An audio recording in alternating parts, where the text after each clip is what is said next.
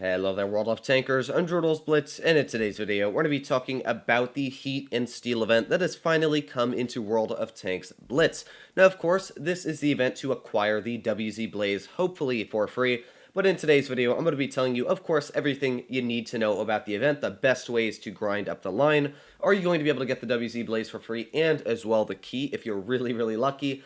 And I'm going to be playing the Tankenstein live for you guys, talking about the other tanks you can get in the lockboxes. So starting right off, talking about the WZ Blaze, how hard is it to get the tank?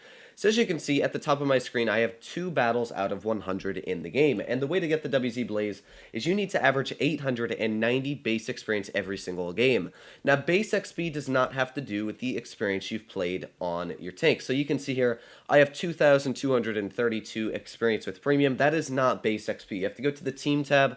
There you can see I have 744 base XP. That is how it works. So right there, I only got 744. Now, granted, I was not in the fastest of tanks. If you want to do this, I would suggest to run more fast medium tanks, because that way, you're not, prohibited to how much damage you can get out in a slower moving heavy tank. But if you do decent there, like 2,500 damage, I easily could have gotten 900 base experience points there. And in that number, you would easily be able to get your way right up to the WZ Blaze. But there's a bit of an issue, because if you lose a game, well, that's where your base XP points just absolutely suck. Like if you lose a game, let's say I lost a game in my Tankenstein there for 2,000 damage, I'd probably get 400 base XP, which is half of what you need, which is kind of an issue, because that means, let's say you're a decent player and you're losing 40% of the games, that means for 60% of the games you need to be getting like 1,000 average, and then for the losses, you need to be getting really good losses, no mistakes out, and that's kind of an issue, because it's literally 100 games. That is a lot of room for error. So I don't think that the average player is going to be able to get the WZ Blaze for free, but right off the bat, it's extremely cheap, only 8,800 gold to get it. And when you think about that, 8,800 gold right off the bat is only about $25. So that means if you even sucked at it, you could still get it down to like maybe 10 bucks for a tier 7 premium. Not too bad if you do ask me, and if you're a decent player, like 50%, you can easily get it down to a couple dollars to pick up the tank. So I don't think it's a bad deal at all. Now, if you're an extremely good player and you think that you can get both keys, you might want to think again, because you're going to have to average 1,140 XP per game. Now, if we look at my standard B game here I used for yesterday's video, this game I did 4,247 damage, which is quite impressive for a tier 9 medium tank. And you look at the base XP, I got 1,118. So that means I wouldn't have had enough base XP in a game where I did 4,200 damage to pick myself up the Blaze and the keys. That's just how tough it is to pick up both things. So, of course, if you already have the Blaze, I wouldn't suggest to go for it. Go for the key. You can easily get that for free. Only 490 base XP you need to get. But yeah, going for the Blaze, quite a tough thing. So talking about the lockboxes real quick, how do they work and are they worth it? So I do think that getting like the cheap stuff might be a little worth it, like the $3 bundle here. Yeah, that's not bad. I got the 750 gold, but just trying to test out my luck. Sadly, I didn't get the Smasher, but getting the charms for the other tanks really isn't that bad of a deal. Now, the Scavenger, I'm kind of sad that they did put that in there, because of course the Scavenger has a higher drop chance than the other, should I say, certificates. So the way it works is you get 40 parts for the Scavenger, and then it's 30 parts for the Gravedigger and the Tankenstein, which means that, yeah, you get a little bit of a higher chance to get parts for the Scavenger, but I think it's guaranteed that you're getting parts no matter what, which is pretty dang nice. So you're going to be getting these parts for the Scavenger, the Tankenstein, or the Gravedigger, and I like all three of the tanks, not necessarily the Scavenger, because that's just a tier 5 vehicle. But if you get the Scavenger, I guess you can sell it for a couple hundred gold and try and get yourself some more lockbox keys or to get your way up the event. But of course, the main tank you all want to get is the Smasher. So I'm actually going to do a game in my Tankenstein here just to talk about the vehicle, because I absolutely love the Tankenstein. The funny thing is that some people are mad that the Smasher has such a low drop rate, but at the same time, let's say you spent, I don't know, 30 bucks trying to get yourself the Smasher. The nice thing about these keys and crates is that you can get other vehicles as well in there. Yeah, the Scavenger is not really that good, but you can still get yourself another tier 7 premium tank. You might not get the Smasher, but you can get yourself maybe a Tankenstein and a the Gravedigger, which is pretty good when you do think about it, that you're getting 2 tier 7 vehicles. And by the way, the reason why I'm playing in the Tankenstein is because I absolutely love this tank. There's one thing that makes this vehicle so fun for me, and that is the gun. If you notice, this gun looks like an SU-100Y gun. You would be correct, because this gun does 530 average damage with the premium AP shells.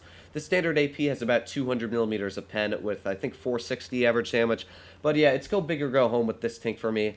And yeah, you're going to see that when you run this vehicle, it is absolutely crazy how much damage it's able to get out. So that KV-1S actually, I'm surprised, is able to hit us, but a massive gaping hole right in the lower plate of our tank.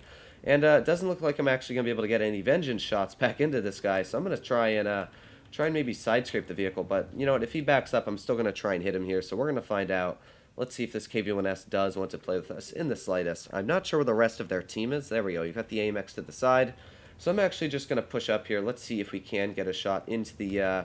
let's see if we can get a shot into the KV-1S here. Oof, shot through the bridge there. Nice shot, actually, from that that player there. But there you go. 486 damage. A little bit of a low roll. But that's still kind of crazy that I literally whipped off half the entire hit points from that vehicle there, and that was a low roll. But that's what the Smasher, not the Smasher, the Tankenstein is able to do.